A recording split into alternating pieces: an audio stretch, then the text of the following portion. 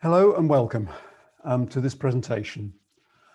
I would like to share with you an ambitious and exciting project to bring back one or more of the lost fritillaries back onto the Malvern Hills. Let me share my screen with you.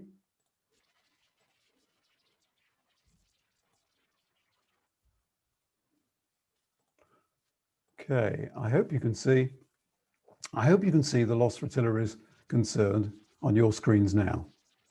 They include the Pearl-bordered Fritillary, which is endangered and emerges in early spring, the small pearl-bordered Fritillary, which is near threatened and emerges in late spring, and the high brown Fritillary, which is critically endangered and is in flight from the middle of summer.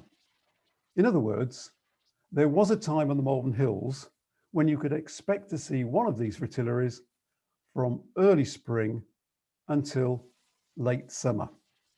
Alas, they are all locally extinct. Why was this, and why do we think we can reintroduce one or more of these Fritillaries back onto the hills? Well, we already have an endangered species, and that's the Malvern grayling, Hipparchia semele. It's the rarest species, butterfly species in Worcestershire, and it's on one of the most remote inland sites in the UK. It is extinct in all the surrounding counties except Shropshire, and like our three lost fritillaries, it requires very careful habitat management. But that's another story. Back to our three lost fritillaries. What was it like 30 years ago? Well, I want you to listen to a short quote from Professor Jeremy Thomas from his highly acclaimed publication, The Butterflies of Britain and Ireland. He said, "The Malverns is one of the few places where high brown fritillary can be seen in any numbers, sweeping up the hillsides or fluttering around gaps in the bracken. It is heartening to know that the management of the area is specifically designed to encourage this and other fritillaries." In other words, 30 years ago, our three lost fritillaries were on one of the best sites in the UK in order to find them.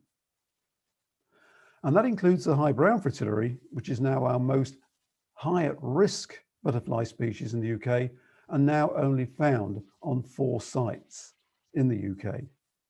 Well, 25 years later, in his revised edition, Professor Jeremy Thomas said it was evidently a much harder task than was envisaged in those optimistic days.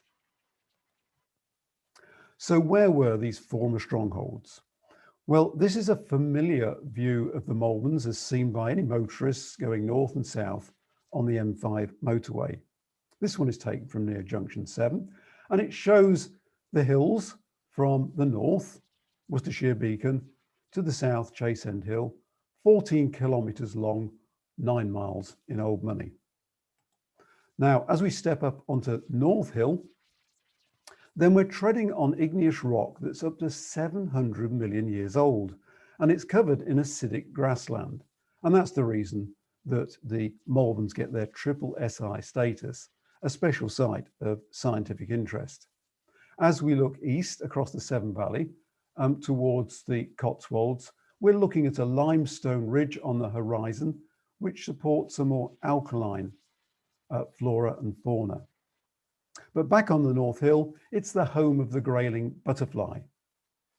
As we look west from North Hill, we're looking across Herefordshire to the Welsh border, and we can see Hay Bluff on the horizon there.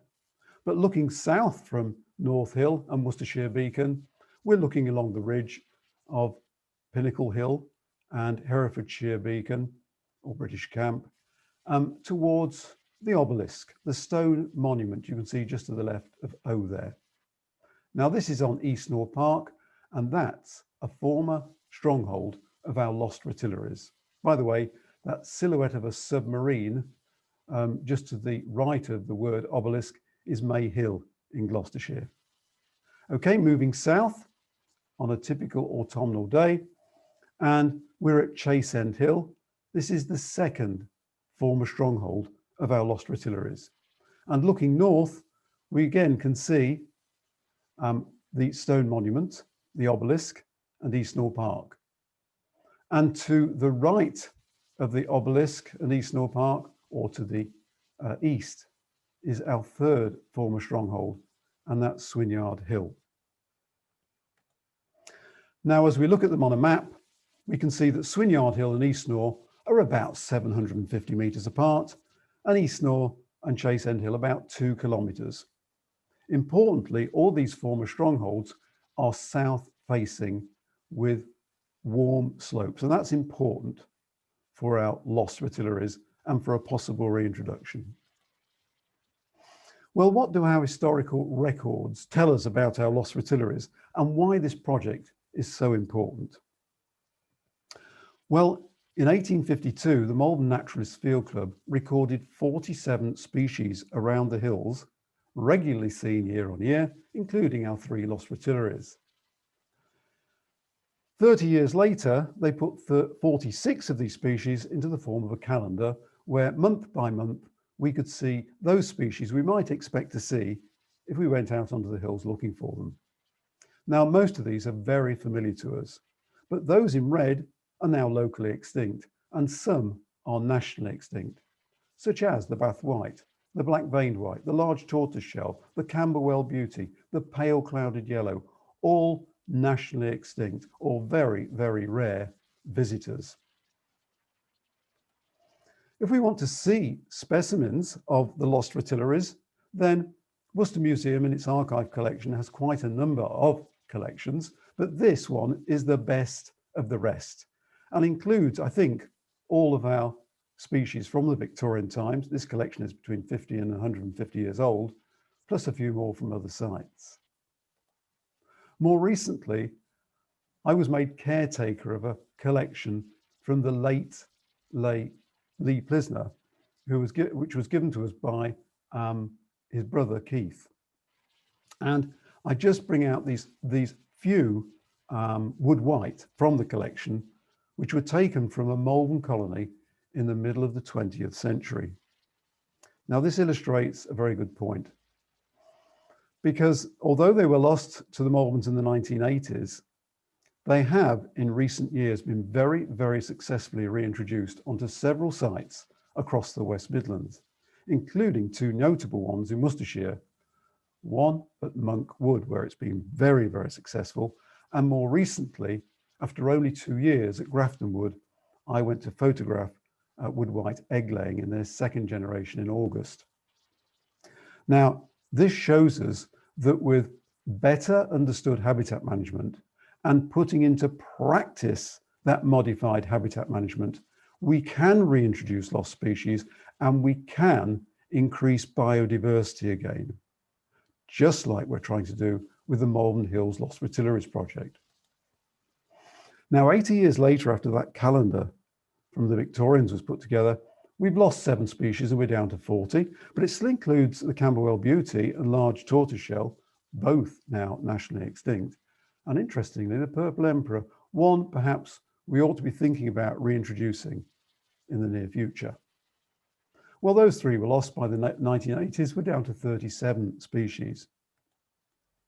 Interestingly, at this time, we've still got our 3 lost Fritillaries, and here's one of the very, very few images we have of our lost Fritillaries, but interestingly, the high brown Fritillaries taken by Matthew Oates at Eastnor Park in 1986.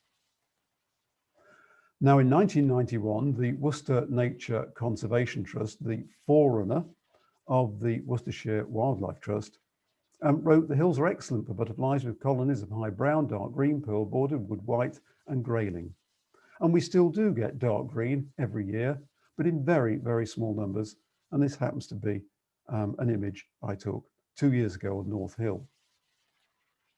Well, more recently, we lost these 6 species, including our 3 lost Fritillaries, but also, surprisingly, grizzled skipper and wood white and wall.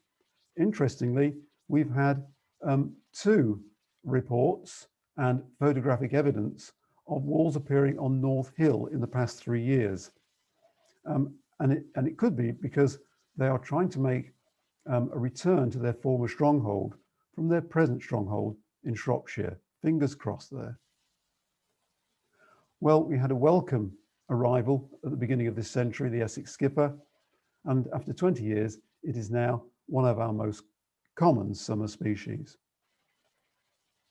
So we have well over 30 species regularly seen and recorded around the Malvern Hills, and that's celebrated in 15 butterfly transect routes on and around the hills. We must be one of the most intensively monitored regions in the whole of the UK. We generate 40,000 records in a typical year, and that helps to inform us of population trends and also to inform the habitat management on each of these sites. Interestingly, 2 of those transects cover our former 3 strongholds of the lost fritillaries. By the way, we have a free ID chart of all our species across the Malvern Hills and a map of where to find them, their flight times, their winter states, their caterpillar food plants, and the typical habitats where we would find each species. Okay, back to the present and conservation and bucking the trend. Now, we know our wildlife is seriously threatened by human activities, and I'm sure many of you have heard the list many times before. Intensive farming methods, reliance on chemical fertilizers and pesticides, increased urbanization, loss of countryside, and very importantly, the isolation of our wildlife reserves. Now, if we are serious about bucking the trend, preventing further extinctions, and increasing biodiversity, and this we need to do, then we need to be more proactive rather than reactive in our conservation work, as we see with the Wood White project, and also, I believe, with the Malvern Hills Lost Fritillaries project. Now, over the past 20 years, volunteers have been surveying the former strongholds, looking in particular for the distribution of the larval host plant, dog violet. In other words, the plant on which the caterpillars feed on. And here we are on Chase End Hill, and you can see very clearly there is no shortage of dog violets.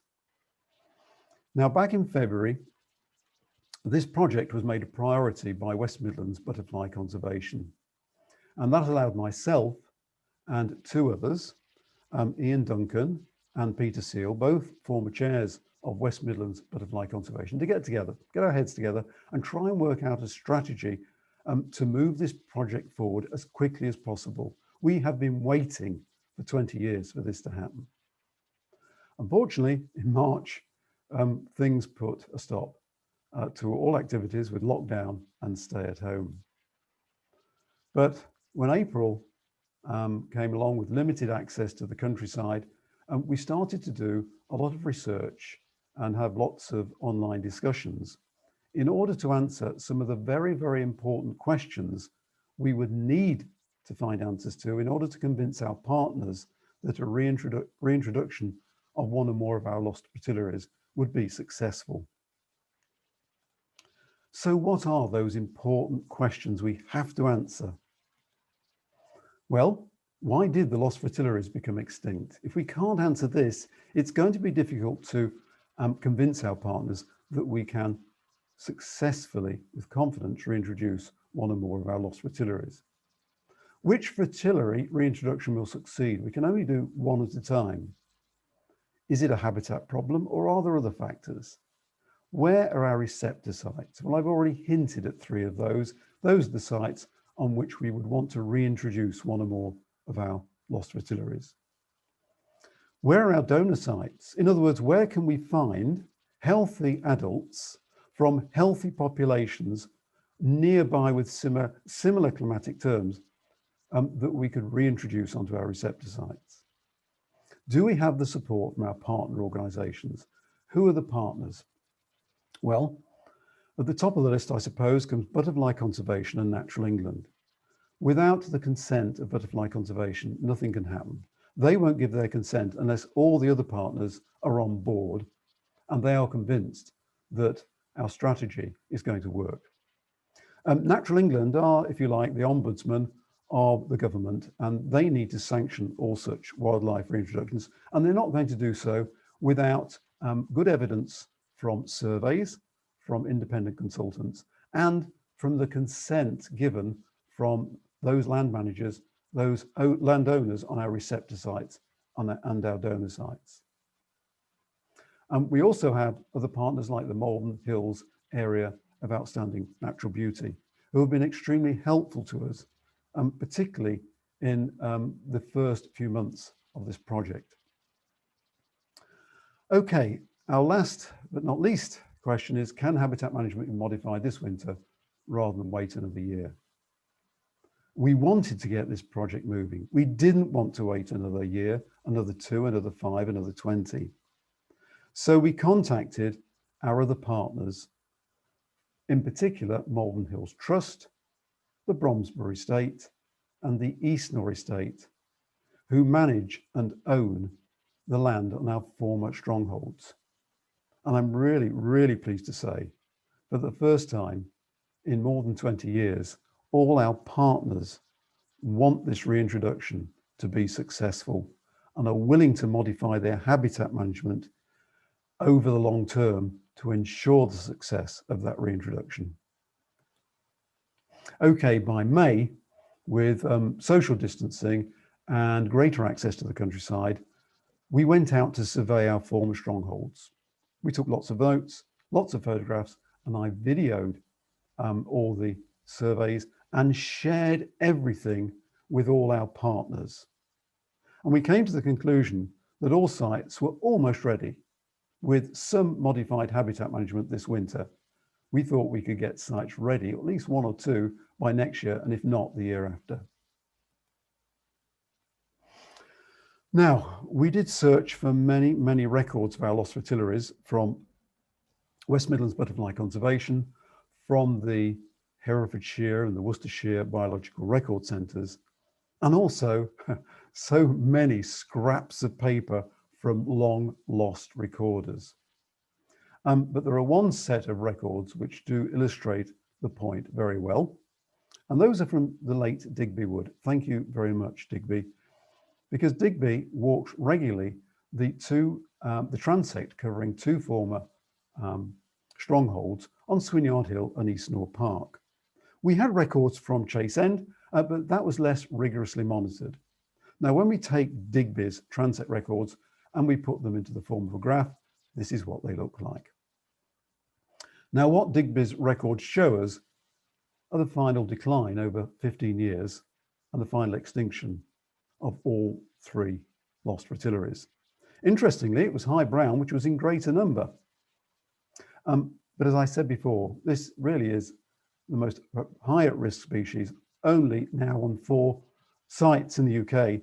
And it would take many years, we believe, of very, very careful surveys and careful habitat management to convince our partners that we could reintroduce this successfully. And it would be difficult to access the individuals from only 4 sites. But it's still in our vision for the longer term.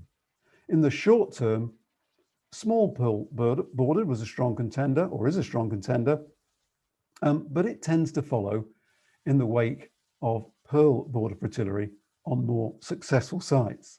So at this stage, Pearl-bordered Fritillary was in our mind. Now, it's easy to get led astray by anecdotal comments as for the reasons why these lost fritillaries became extinct. And this one from 1986, a report on another scrap of paper between West Midlands Butterfly Conservation and Malvern Hills conservators, speaks of a father and 2 children carrying away 12 high brown fritillaries in a killing bottle. It's amazing, isn't it? Of course, today this would be a criminal offence, and I hope the person concerned would be prosecuted. But of course, back then, there still were recorders like this who would go out onto such sites, collect individuals, kill them and display them. Now, I'm fairly certain that this was one of the last straws that will have affected a very, very vulnerable population. But it wasn't the reason that we lost these 3 fritillaries. This is the reason: good or bad habitat management. Now, many of you will look at a scene like this and think the only good bracken is an absence of bracken. Well, bracken is not the enemy. Bad habitat management is the enemy. And if we want to increase biodiversity, then good habitat management of bracken will do just that, in particularly for our 3 lost fritillaries. Now, back in 2016, we asked Natural England to carry out a survey of our bracken sites and connecting corridors, and they came back with the very, very encouraging results of violets and nectar plants, both essential for our 3 lost fritillaries. Coupled with our more recent surveys, we thought we needed to bring in an independent consultant in order to convince our partners that our plan to reintroduce 1 or more of the lost fritillaries would be successful. So I joined the consultant over several days, looking at all 3 former strongholds and connecting corridors, and we looked a lot at the flora. And we found interesting flora like this adder's tongue, which was in good number on the field on the left-hand side, which has been heavily cut and heavily grazed. And it showed us that this site was once a very healthy meadow, and it really wouldn't take much to restore that meadow. But we were more interested in the bracken sites, such as that shown in the bottom right-hand corner. Now, again, we took lots of notes, lots of photographs, and again, I videoed it, and I shared the experience with our partners. Several weeks later, the consultant, in his report, said, yep, if a reintroduction is to take place, it should be the Pearl-bordered Fritillary. No big surprise. But then he went on to say that the habitat of the Malverns isn't really that much different from Lewis Harold in Herefordshire, which is just about half an hour's drive south of the Malverns, and of Wyre Forest, which is just about half an hour's drive north of the Malverns.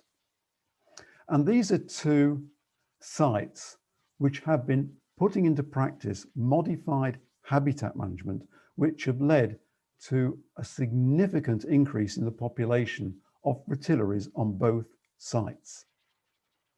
So now we have 2 potential donor sites.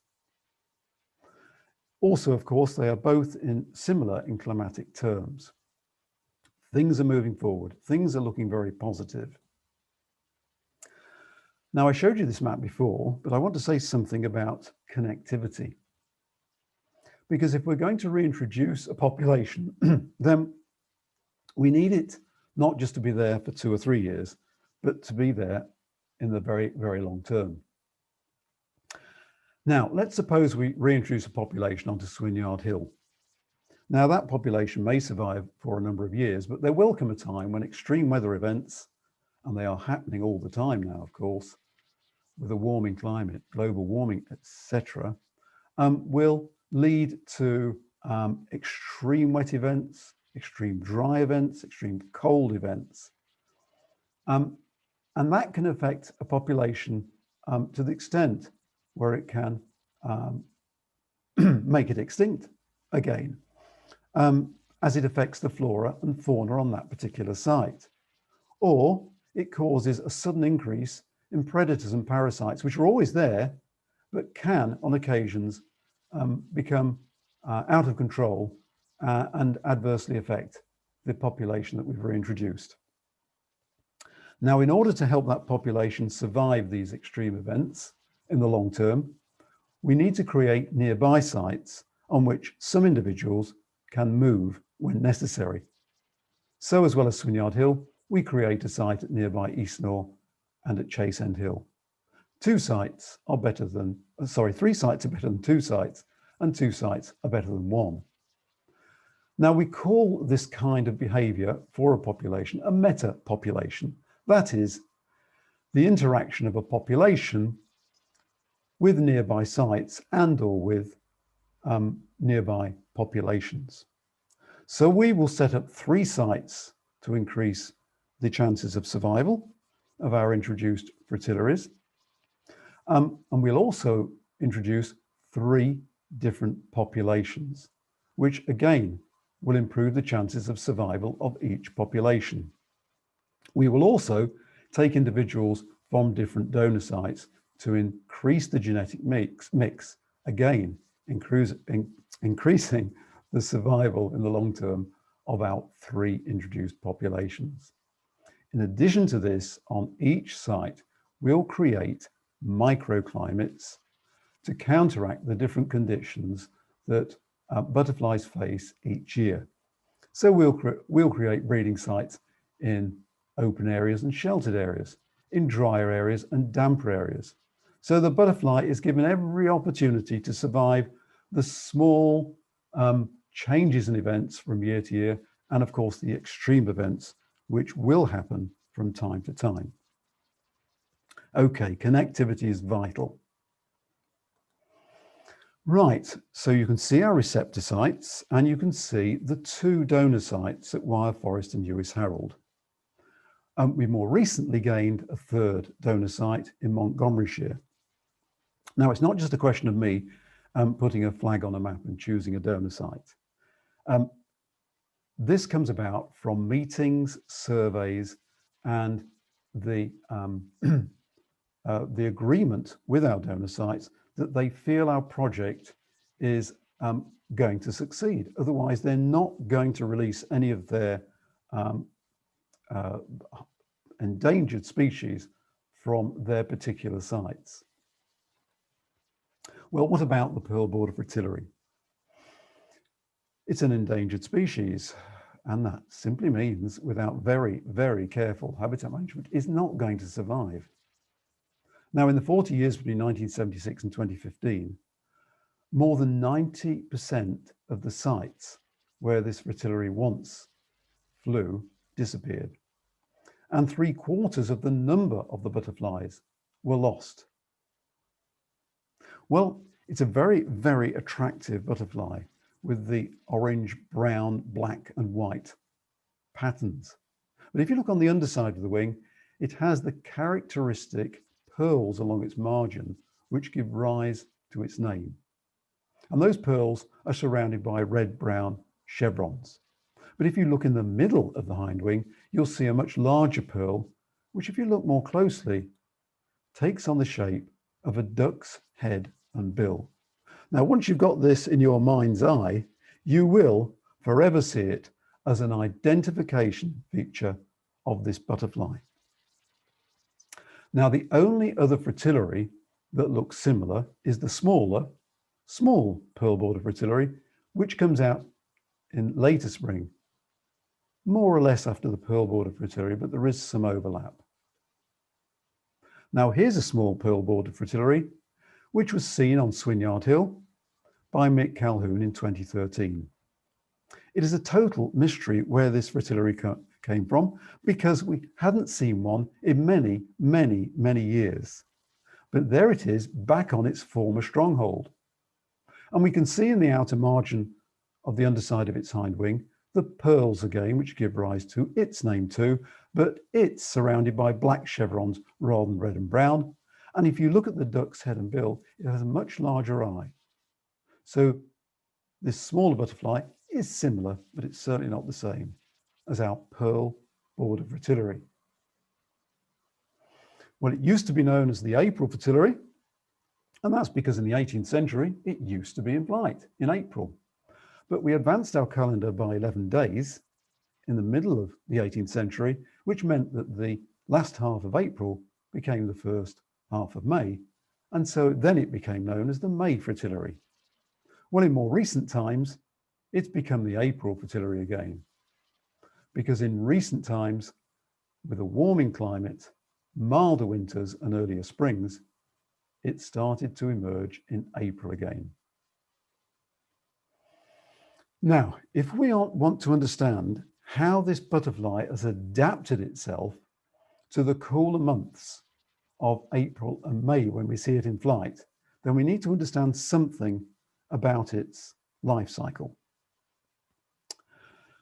So the caterpillar is in hibernation over the winter as its fourth instar. What does that mean?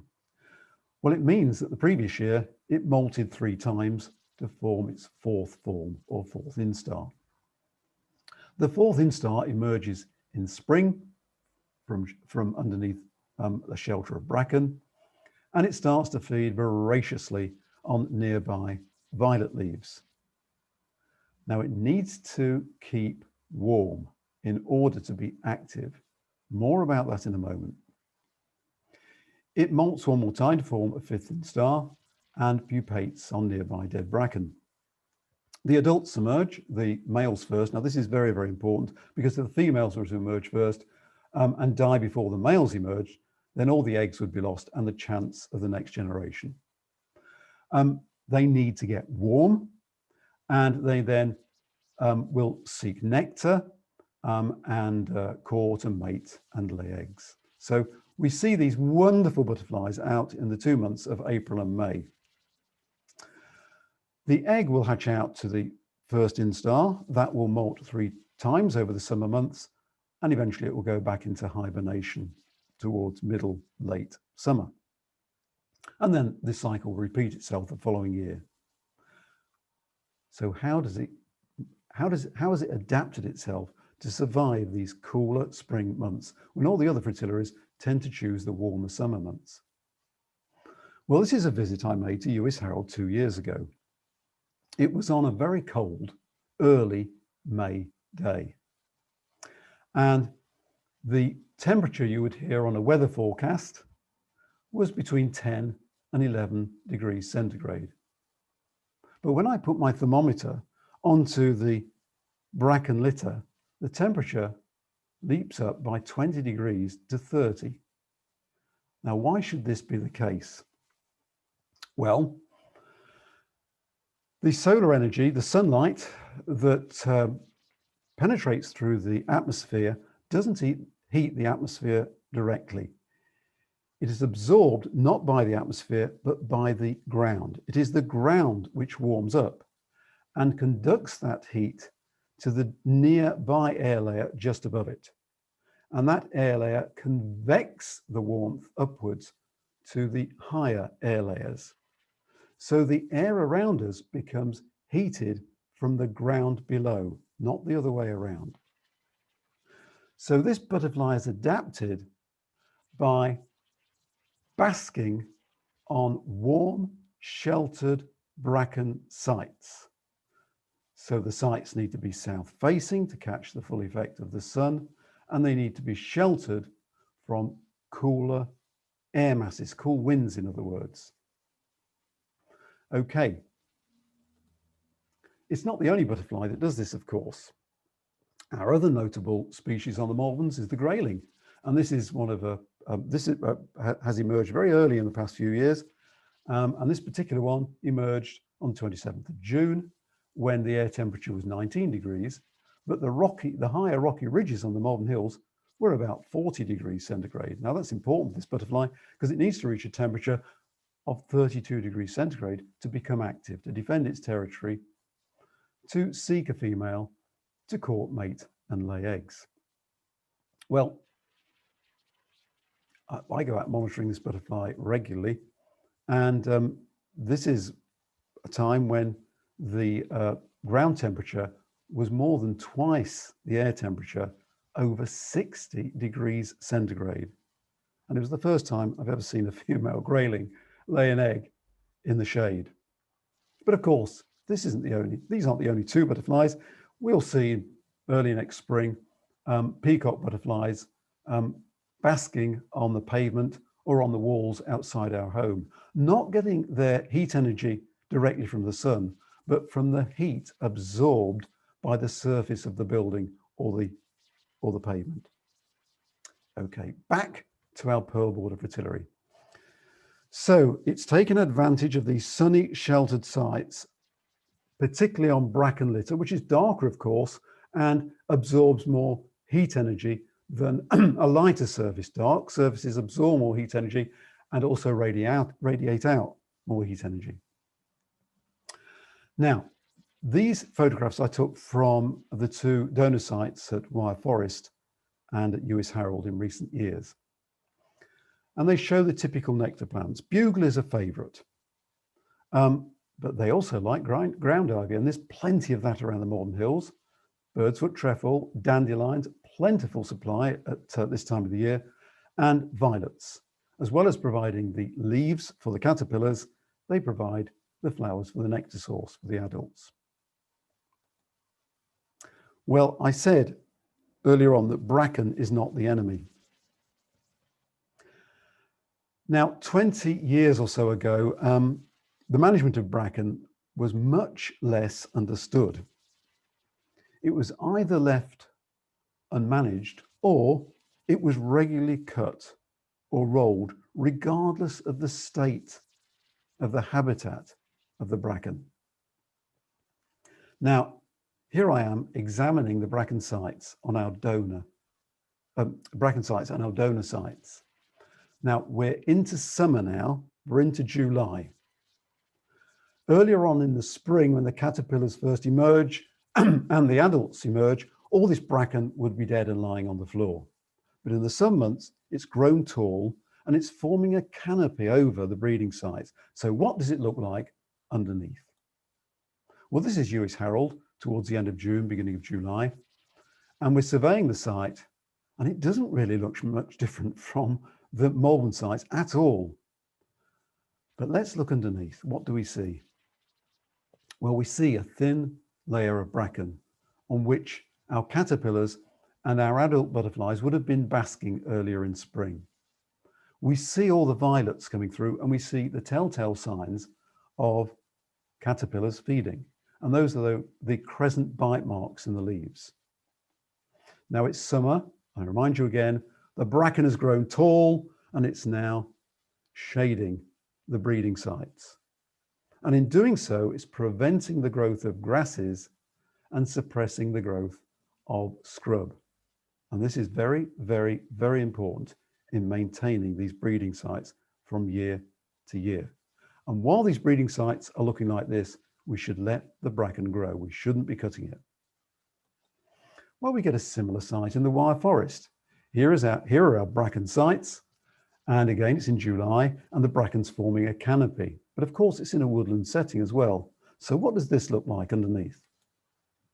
Well, we see our bracken litter. We see the telltale signs of caterpillars feeding.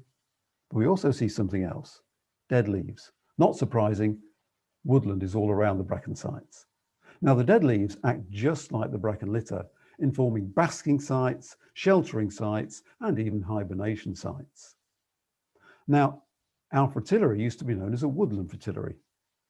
So it would follow the coppicer around as the coppicer opened up areas in the woodland, creating good breeding sites where the violets would come through and the butterflies would move to that open site. But that would only last for several years before new growth appeared, and the butterfly would then need to follow the coppicer to a new open site. Now, this worked well when coppicing was regularly managed. It isn't anymore. And the bracken sites have taken over as the perfect breeding sites for our fritillary, providing it is properly managed. And if it isn't, it's no good at all. Okay. Well, this is my Goldilocks test for good habitat. No, that's not Liz, my wife. That's Goldilocks and the three bears examining the habitat back on the Malverns. So here we are on one of the Malvern sites, and Goldilocks is looking under the summer bracken at the violets underneath. So what does she find? Well, when she looks at the first site, too much grass. We can see the bracken litter, good. We can see the violets pushing through, good. But the grasses are growing, and if left, they may very well take over our breeding sites and make them unusable. Why is that? Well, if we look at the surrounding bracken, it's been cut too regularly, and it's not growing tall enough this summer, and it's not suppressing the growth of those grasses. So let's move to a different site on the Malverns, Oh dear, too much litter. So the bracken hasn't been cut regularly, it's been left unmanaged. The bracken litter has accumulated, forming a kind of mulch. The scrub has been allowed to grow through, and the violets have no hope of penetrating through that bracken litter. And then we move on to the third side. Goldilocks finds this just right. We've got the bracken litter, and we've got the violets coming through, and we've got the tall violets coming through, and we've got the tall bracken growing in summer, forming a canopy, suppressing the growth of grasses and preventing the growth of scrub. This is ready for a reintroduction next spring. And this is what we want to do with all of our sites to get it to this same state. Now, already our land managers are carrying out their winter habitat management modification program to create sites just like this across the southern Malverns. So what next? Well, we're already growing lots and lots of violets. We've got a number of volunteers now who are growing hundreds in seed trays like the one here. Why do we need to grow violets? Well, we want to start our captive larval breeding program next spring. What does that mean? Well, next spring, we'll be setting up many, many pots like this, full of healthy violets with a few nectar plants. We'll introduce gravid females from our donor sites. Those are pregnant females that are ready to lay eggs. Now, we're going to be accessing from 3 donor sites for a healthy genetic mix. And we'll put 1 or 2 in each pot. I hope you can see 2 there. And we'll leave them to lay eggs. Now, they can lay up to 200 eggs, but sometimes they don't lay any. And from that, we want to get many, many tens of caterpillars in each pot, and overall many hundreds.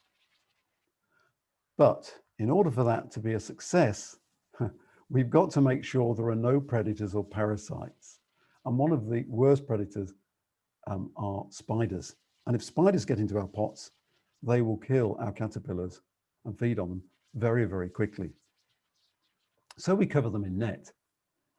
But we have to do more than that.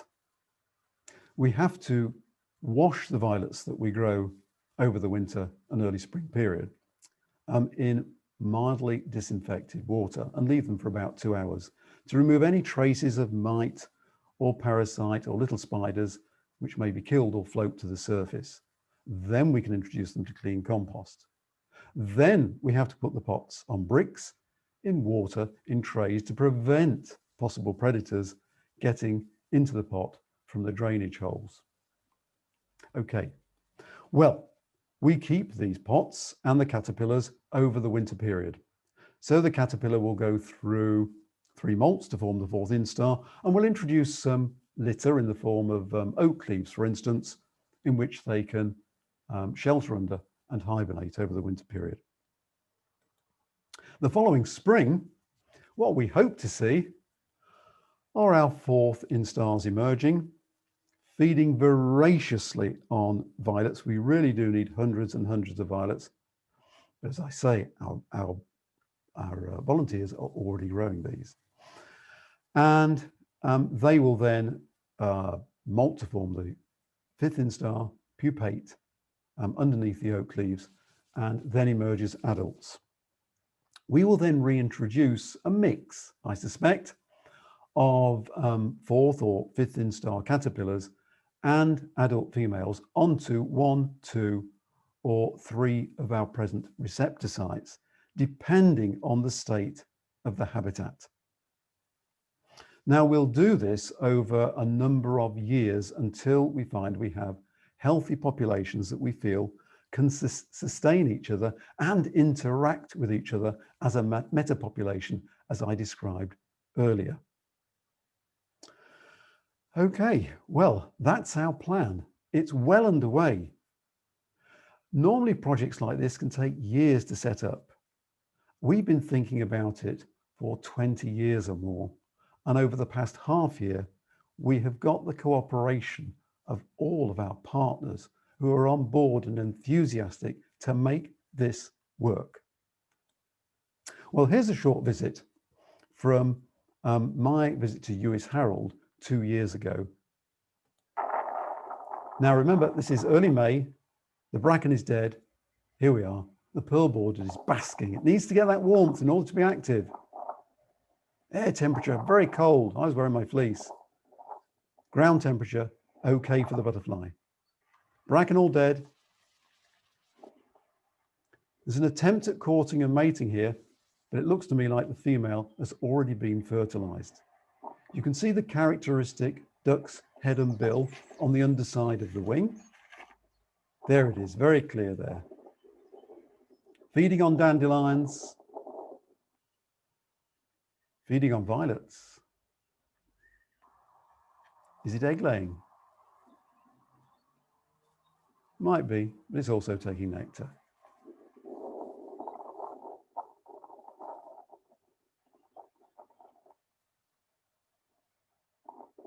Ground ivy,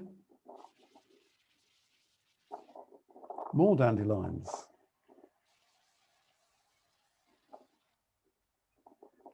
Where there's bugle and fritillaries, they're going to come together enthusiastically. It is a favourite nectar source. They need to keep basking to get the energy. Now this site uses ponies to graze and control the scrub without affecting the spring flora too much, because they are selective grazers. Now cattle are probably better than ponies at doing this, and they are present on at least 2 of our receptor sites, and we're working on the 3rd. Cattle also poach the ground and control the scrub and create breeding areas, new breeding areas for the following season. Okay, well, why is conservation so crucial to us? I hope this isn't a conversation we have between one of our graylings and pearl-bordered fritillaries in the future, but perhaps it illustrates the point. A result of poor habitat management. Well, a final reminder. This is the first time in 20 years that we have managed to talk to all our partners and to find every one of them enthusiastic about this project and this reintroduction.